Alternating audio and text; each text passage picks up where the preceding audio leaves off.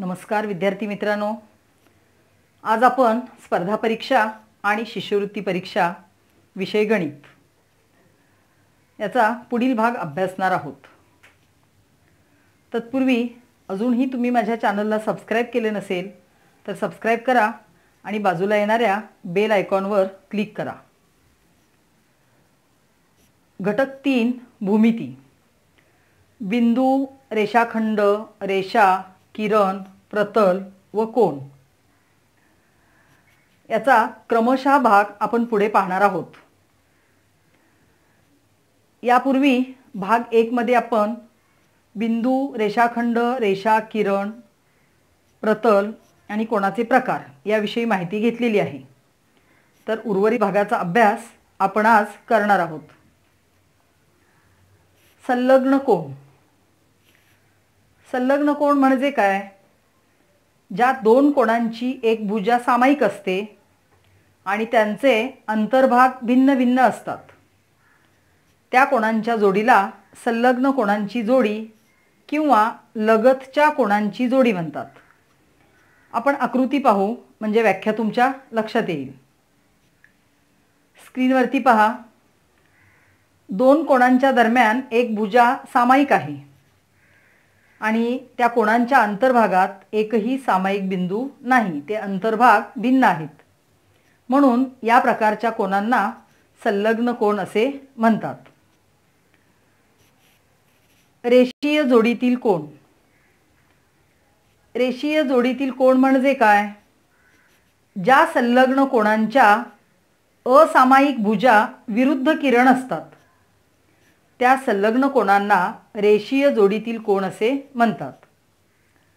रेषीय जोडीतील कोनांच्या मापांची बेरीज 180 अंश असते। आकृतीचे निरीक्षण करा। AOB आणि BOC हे दोन संलग्न कोन आहेत, कारण OB ही भुजा या दोन कोनांमध्ये सामायिक आहे आणि कोणांचे अंतर्भाग भिन्न आहेत। आता यांना रेषीय जोड्यातील कोन असे का म्हणायचे? तर किरण OA आणि किरण OC या कोणांच्या दोन भुजा असून त्या भुजा परस्पर विरुद्ध किरण आहेत। कोन AOB चे माप 40 अंश आहे तर BOC चे माप 140 अंश आहे। या दोन कोणांच्या मापांची बेरीज केली तर ती 180 अंश होते, म्हणजे रेषीय जोडीतील कोणांच्या सर्व अटी या आकृतीमध्ये पूर्ण झालेल्या आहेत, म्हणून या कोणांना रेषीय जोडीतील कोन असे म्हणतात। विरुद्ध कोन। जेव्हा एका कोणाच्या भुजा दुसऱ्या कोणाच्या भुजांचे विरुद्ध किरण असतात तेव्हा त्या कोणांना विरुद्ध कोन म्हणतात। विरुद्ध कोन नेहमी एकरूप असतात। पहा, OA आणि OB या दोन भुजा परस्पर विरुद्ध किरण आहेत। OC आणि OD या दोन भुजाही परस्पर विरुद्ध किरण आहेत, म्हणून AOC व BOD हे दोन विरुद्ध किरण आहेत आणि या दोन्ही कोणांची मापे अनुक्रमे 35 अंश अशी आहेत। कोन AOD व कोन BOC हे दोन्ही कोनही विरुद्ध कोन आहेत आणि यांची मापे ही प्रत्येकी 145 अंश आहेत। पूरक कोन। ज्या दोन कोणांच्या मापांची बेरीज 180 अंश असते त्या दोन कोणांना परस्परांचे पूरक कोन म्हणतात। पूरक कोन संलग्न अथवा असंलग्न असतात। पहा, 110 अंशाचा एक कोन स्क्रीनवरती दिलेला आहे आणि दुसरा 70 अंशाचा आहे। हे दोन कोन संलग्न नाहीत, कारण या दोन कोनांमध्ये एक भुजा सामायिक नाही, म्हणजेच हे असंलग्न आहेत, परंतु या दोन कोणांच्या मापांची बेरीज मात्र 180 अंश आहे, म्हणून हे दोन कोन परस्परांचे पूरक कोन आहेत।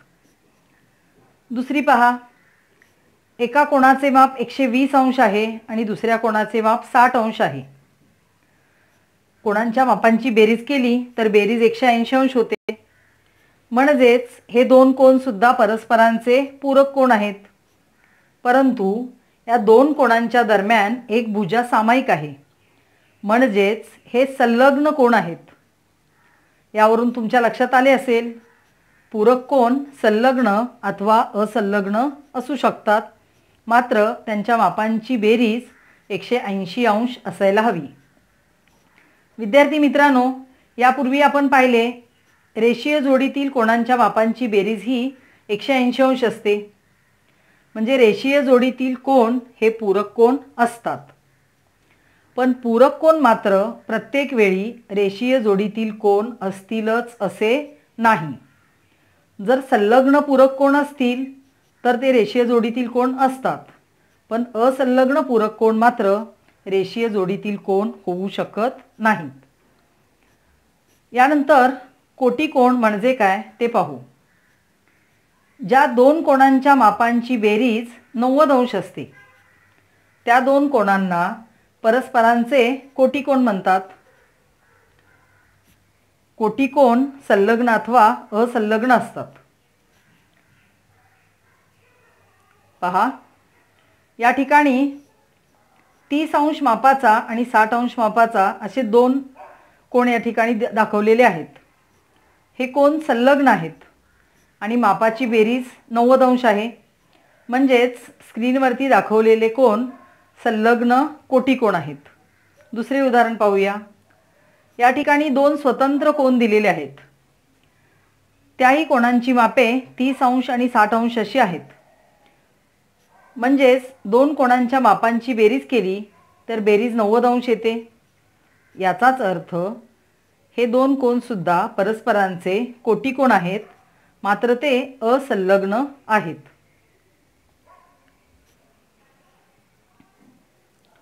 कोण दुभाजक.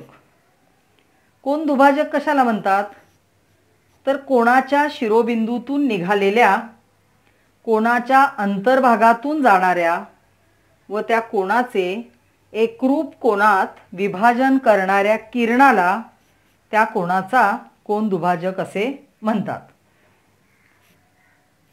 पहा, कोण ABC चे किरण BD ने दोन भागात विभाजन केलेले आहे. ते दोन भाग स्क्रीनवरती एकरूप दाखवलेले आहेत. ते दोन्ही कोण सारख्याच खुणांनी दाखवलेत.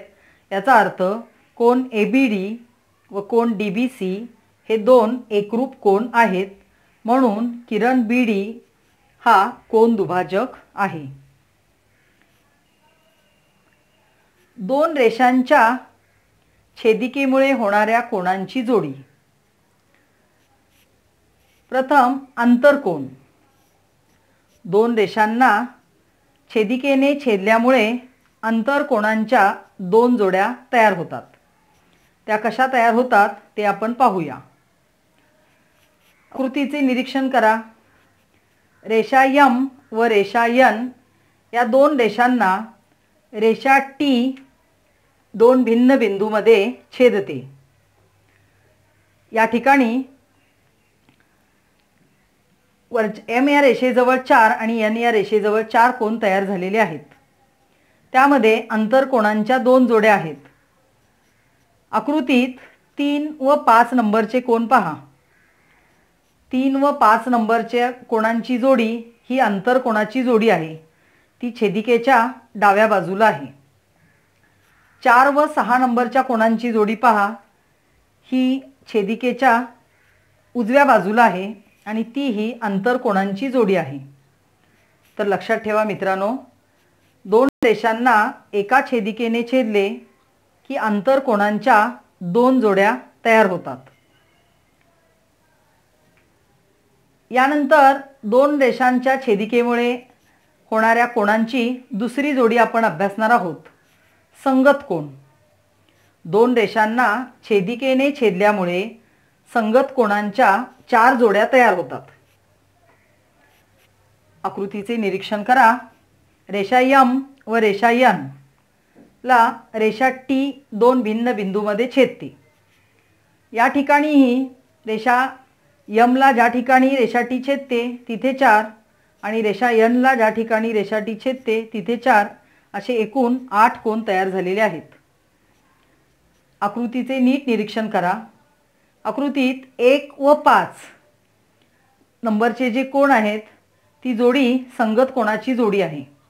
बघा नीट पहा, 1 आणि 5 नंबरचे कोन, 1 नंबरचा कोन रेषा यमच्या वरच्या भागात आहे तर 5 नंबरचा कोन रेषा एनच्या वरच्या भागात आहेत आणि ते छेदिकेच्या एकाच अंगास आहेत। तर ही संगत कोणाची पहिली जोडी। 3 व 7 नंबरचे कोन पहा, हे रेषा यम आणि एनच्या खालच्या भागात आहेत आणि हे सुद्धा छेदिकेच्या एकाच अंगास आहेत। ही दुसरी जोडी। आता छेदिकेच्या उजव्या बाजूला पहा, 2 आणि 6 नंबरचे कोन, ही संगत कोणाची तिसरी जोडी आणि 4 व 8 नंबरचे कोन, ही संगत कोणाची चौथी जोडी। म्हणजेच दोन रेषांना एका छेदिकेने छेदल्यामुळे संगत कोणांच्या 4 जोड्या तयार होतात। दोन रेषांच्या छेदिकेमुळे होणाऱ्या कोणांची तिसरी जोडी आपण पाहूया। व्युत्क्रम कोन।